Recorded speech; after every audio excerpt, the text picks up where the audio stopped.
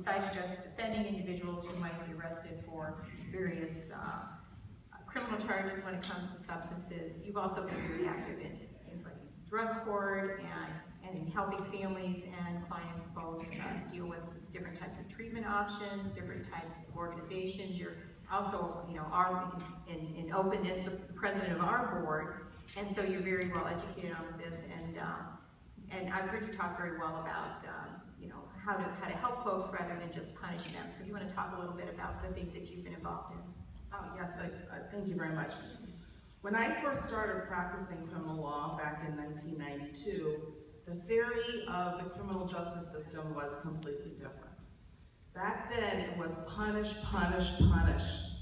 The theory was that if somebody got caught with a drug or did a crime because of drug use, and you gave them a really long jail sentence or a really long prison sentence, right off the bat, they're going to learn their lesson, because that's going to be a really bad experience, and the punishment is going to put them on the right path. Because remember, we were back in an era of the war on drugs.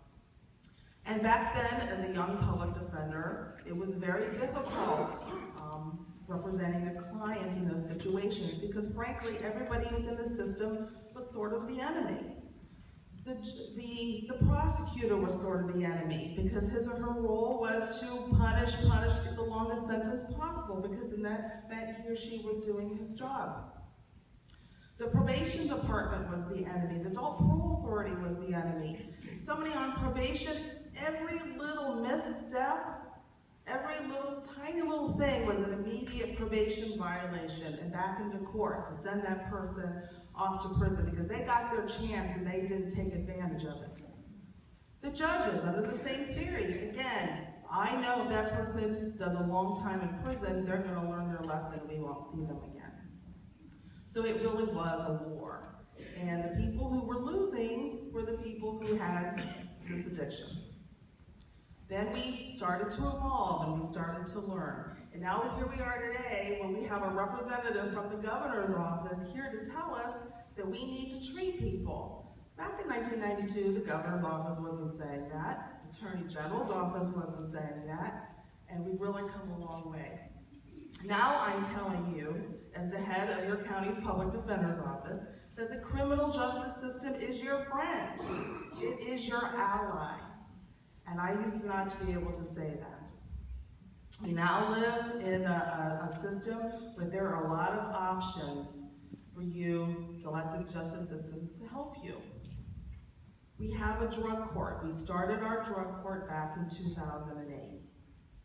The drug court, like all specialized docket programs in the state, are treatment courts. The goal is to treatment. It's a non-adversarial process. That's what the Supreme Court set drug courts up to be, non-adversarial. So we can work together as a justice system to help people get out of the cycle that's causing them to continually commit crimes. In Ashtabula County, I'm very proud of the collaboration that we have between all of the law enforcement aspects.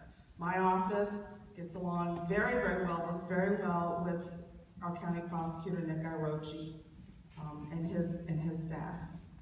Law enforcement, I'm very proud of the law enforcement that we have in this community and their ability to see, yes, this person has an addiction problem and we need to get this person help. And the judges who really want to get people out of the system and not punish. So I'm telling you, the community, if you have a family or a friend or a loved one that is committing crimes because of their addiction, you have to turn them in.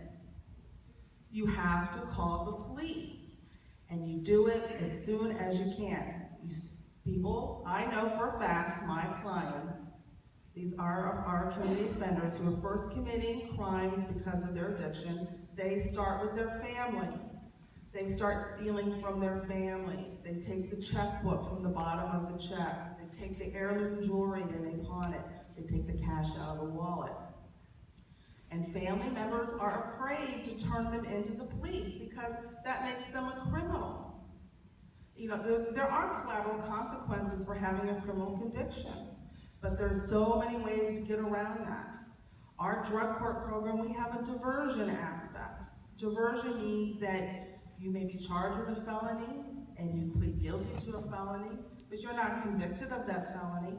And if you successfully complete our drug court program, at the graduation ceremony, our county prosecutor proudly hands you a copy of the dismissal of that charge. So you do not have, your loved one does not have a criminal record. If they have committed misdemeanor offenses, turn them into the police, get them prosecuted so we, the justice system, can help you treat them. The expungement laws in our state have greatly expanded. It used to be expungement in Ohio was a one-shot deal. You got one offense, you could have that expunged, and that was it. Now it's been expanded. You can have 2 misdemeanors. You can have a felony and a misdemeanor. And there's all these interpretation of how you can really count several convictions as one. But the point is, it's getting more expansive, and it's getting with the understanding that if you have a conviction and you, we can help you get rid of that so you don't suffer those collateral consequences. We also have intervention in lieu in Ohio statute, which has also expanded in the type of offenses that can qualify for that. So again, intervention in lieu is you plead guilty to the crime, but you're not convicted of the crime, and if you successfully complete it, it is gone, it is dismissed. The earlier you can get somebody into the justice system so we can help you with your loved one, the better. Because we know that ignoring a problem doesn't make it get better. And the offender behavior of an addict continually gets worse. Until eventually they snowball into that person who is breaking into our homes or robbing people in our giant Eagle parking lot, or they're stealing guns and pawning guns. When an offender gets to the point of violence, of breaking into homes and robbery, that is a deal changer in Ohio. And that is a deal changer for the prosecutor and law enforcement and our county judges. Those are the offenses that in this county do go to prison. So I am encouraging all of you to please, as soon as you know somebody who's